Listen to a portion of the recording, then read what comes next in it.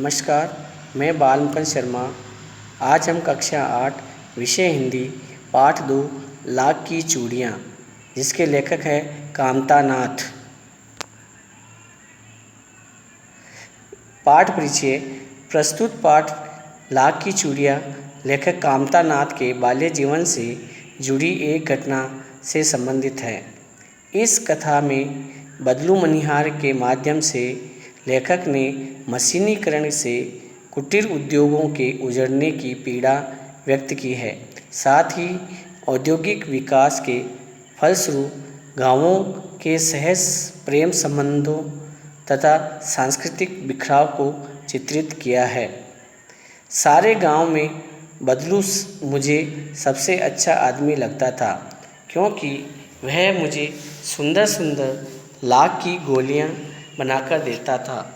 मुझे अपने मामा के गांव जाने का सबसे बड़ा चाव यही था कि जब मैं वहां से लौटता था तो मेरे पास ढेर सारी गोलियां होती, रंग बिरंगी गोलियां जो किसी भी बच्चे का मन मोह ले, चाह या रुचि।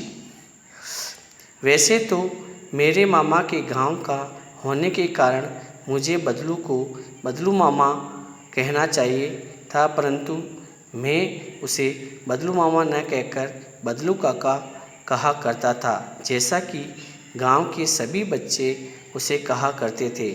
बदलू का मकान कुछ ऊंचे पर बना था।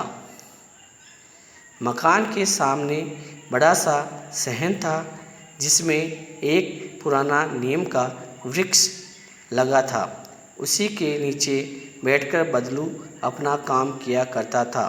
बगल में भट्टी दहकती रहती, जिसमें वह लाख पिघलाया करता। सामने एक लकड़ी की चौखट पड़ी रहती, जिस पर लाख के मुलायम होने पर वह उसे सलाख के समान पतला करके चूड़ी का आकार देता। पास में 4-6 विभिन्न आकार की बेलननुमा मुंगेरियाँ रखी रहती, जो आगे से कुछ पतली और पीछे से मोटी होती। लाख की चूड़ी का आकार देकर वह उन्हें मुंगेरियों पर चढ़ाकर गोल और चिकनी बनाता और तब एक एक कर पूरे हाथ की चूड़ियाँ बना चुकने के पश्चात वह उन पर रंग करता। अब इसमें आया है सलाख यानी सलाई या धातु की छड़। मुंगेरी होता है मुठियादार लकड़ी जो ठोकने और पीटने के काम आती है। बदलू यह कार्य सदा ही एक मचिए पर बैठकर किया करता था, जो बहुत ही पुरानी थी। बगल में ही उसका हुक्का रखा रहता, जिसे वह बीच बीच में पीता रहता। गांव में मेरे दोपहर का समय अधिकतर बदलू के पास बीतता।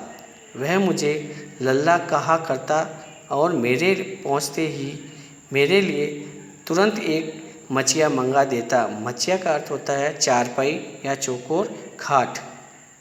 मैं घंटों बैठे बैठे उसे इस प्रकार चूड़ियाँ बनाते देखता रहता। लगभग रोज ही वह 4-6 जोड़े चूड़ियाँ बनाता।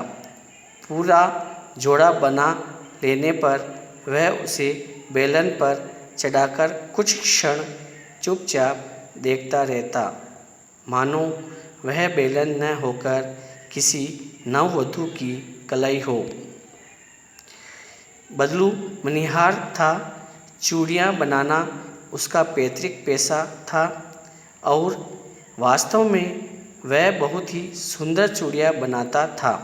मतलब पैतृक यानी पिताजी से या पूर्वजों से मिला हुआ धंधा, या यानी उनके परिवार के जो पूर्वज थे वो भी यह चूड़ी बनाने का काम करते थे। और वास्तव में वह बहुत ही सुंदर चूड़ियाँ बनाता था। उसकी बनाई हुई चूड़ियाँ की खपत भी थी। उस गांव में सभी स्त्रियां उसकी बनाई हुई चूड़ियाँ पहनती थी। आसपास के गांवों के लोग भी उससे चूड़ियाँ ले जाते थे। पैतृक यानी पूर्वजों का, खपत यानी माल की बिक्री। परंतु वह कभी भी चूड़ियों को पैसों से बेचता न था। उसका अभी तक वस्तु विनिमय का तरीका था। वस्तु विनिमय कहते हैं एक वस्तु के बदले दूसरी वस्तु देना वस्तु विनिमय कहलाता था, और लोग अनाज के बदले उसे चूड़ियाँ ले जाते थे। यहाँ देखो ये उदाहरण आ गया कि लोग उसे अनाज देते थे और उसे अनाज के बदले में वो लोगों को चूड़ियाँ देता था। बदलू स्वभाव से बहुत सीधा था। मैंने कभी भी उसे किसी से झगड़ता नहीं देखा। हाँ, शादी विवाह के अवसरों पर वह अवश्य ही जिद पकड़ जाता था। जीवन भर चाहे कोई उसे मुफ्त चूड़ियाँ ले जाए, परंतु विवाह के अवसर पर वह सारी कसर निकाल लेता था। आखिर सुहाग के जोड़े का महत्व ही और होता है।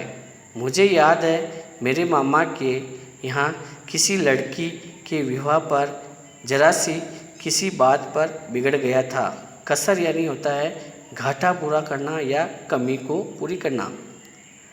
विवाह में इसी जोड़े का मूल्य इतना बढ़ जाता है कि उसे के लिए उसकी घरवाली को सारे वस्त्र मिलते, ढेरों अनाज मिलता, उसको अपने लिए पगड़ी मिलती और रुपए जो मिलते सो अलग।